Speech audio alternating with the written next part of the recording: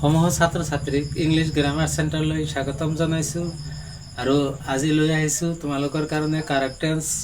আগতে শিকোৱা হৈছে কাৰেক্ট টেন্স যদি তোমালোকে 10 জানা তেনেহ'লে কাৰেক্ট টেন্স একো ফেক্টৰ নহয় পৰীক্ষাত। তোমালোকে ইজিলি কাৰেক্ট টেন্সৰ নাম্বাৰখিনি পৰীক্ষাত পাই যাবা। অকল টেন্সৰ ফৰ্মুলা আৰু টেন্সৰ নিয়ম নীতিখিনি মনত ৰাখিবা। এবাৰ চাবা বৰ্ড লৈ এই নাম্বাৰ 1 এক্সাম্পল আছে যে মাই ব্ৰাদাৰ ব্ৰেকেটত গ টু শ্বিলং লাষ্ট ইয়াৰ। এইটো আমি কোন টেন্সত শুদ্ধ কৰিম, কাৰণ এই ভাৰ্বটোতো ইয়াত ভুল আছে। তেনেহ'লে সেই বাহিৰৰ বস্তু চাই ধৰিব লাগিব যে এইটো কোন টেন্সত লিখিব লাগিব। যে কাৰেক্ট টেন্সৰ এটা নিয়ম আছে, বাক্য যদি পাষ্ট টাইম থাকে অৰ্থাৎ অতীত সময় যদি বাক্যত উল্লেখ থাকে তেনেহ'লে সেই বাক্যটো পাষ্ট ইনডিফিনিট টেন্সত ব্যৱহাৰ হয়। চাবা মাই ব্ৰাদাৰ গ টু শ্বিলং লাষ্ট ইয়াৰ মানে হৈছে যোৱা বছৰ, তেনেহ'লে এইটো পাষ্ট টাইম অতীত সময়, সেইকাৰণে এইটো পাষ্ট ইনডিফিনিট টেন্সত ব্যৱহাৰ হ'ব। পাষ্ট ইনডিফিনিট টেন্সৰ ফৰ্মুলা মতে লিখি দিবা, হৈ যাব my brother go past verb subject plus past verb, go past verb হৈছে ওয়েন্ট, পাষ্ট ইনডিফিনিট টেন্স হৈ গ'ল টু শ্বিলং লাষ্ট ইয়াৰ হৈ গ'ল।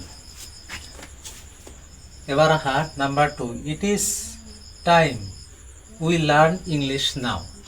এবার এইটো আমি কোন টেন্সত লম, বাক্যত যদি ইট ইজ টাইম থাকে, ইট ইজ টাইম তেনেহ'লে বাক্যটো পাষ্ট ইনডিফিনিট টেন্সত ব্যৱহাৰ হয়।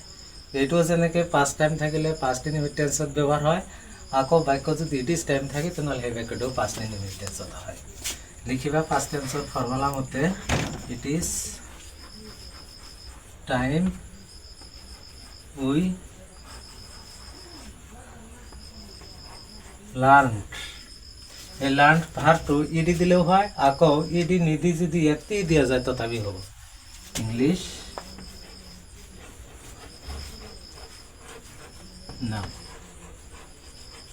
এইটোৰ মিনিং হ'ব it is time we learn English নাও, এতিয়া আমাৰ ইংৰাজী শিকাৰ সময় হৈছে। এবাৰ আহা আকৌ 3 নম্বৰ লৈ যে আই মেট ৰহিম হোৱেন হি গ টু স্কুল ইষ্টাৰডে। এইটো আমি কোন টেন্সত ল'ম, এইটো এটা কথা। এবাৰ ছাত্ৰ ছাত্ৰীসকল এই বৰ্ডলৈ লক্ষ্য কৰিবা যে বাক্যত যদি হোৱেন নাইবা হুইল থাকে তেনেহ'লে সেই বাক্যটোৰ এটা অংশ পাষ্ট ইনডিফিনিট টেন্সত আৰু আনটো অংশ পাষ্ট কণ্টিনিউয়াছ টেন্সত ব্যৱহাৰ হয়। যেহেতু দেখা এবাৰ আই মিট ৰহিম, এইটো এটা বাক্যৰ অংশ, মাজত আছে হোৱেন, এইফালেও এটা অংশ। এবাৰ এই ভুলটো তোমালোকে কোন টেন্সত ল'বা, এইবাৰ এই শুদ্ধ অংশটো যে আছে ইয়াত আহিবা। শুদ্ধ অংশটো আছে কোন টেন্সত, subject plus past verb plus object, তেনেহ'লে এইটো পাষ্ট ইনডিফিনিট টেন্স। তেনেহ'লে শুদ্ধটো যদি পাষ্ট ইনডিফিনিট টেন্সত থাকে তেনেহ'লে অশুদ্ধটো পাষ্ট কণ্টিনিউয়াছ টেন্সত ব্যৱহাৰ হ'ব। আৰু যদি শুদ্ধটো পাষ্ট কণ্টিনিউয়াছ টেন্সত থাকে তেনেহ'লে অশুদ্ধটো পাষ্ট ইনডিফিনিট টেন্সত হ'ব। এইবাৰ যেহেতু শুদ্ধখিনি আছে পাষ্ট ইনডিফিনিট টেন্সত তেনেহ'লে এই অশুদ্ধটো আল্টিমেটলি পাষ্ট কণ্টিনিউয়াছ টেন্সত লিখি দিবা তোমালোকে। Okay, I met Rahim when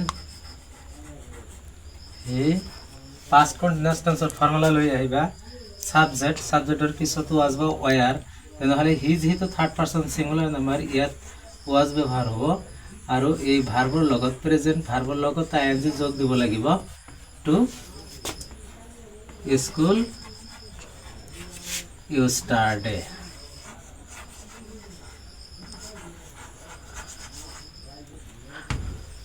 হয় ভাল, ইয়াৰ মিনিং হৈছে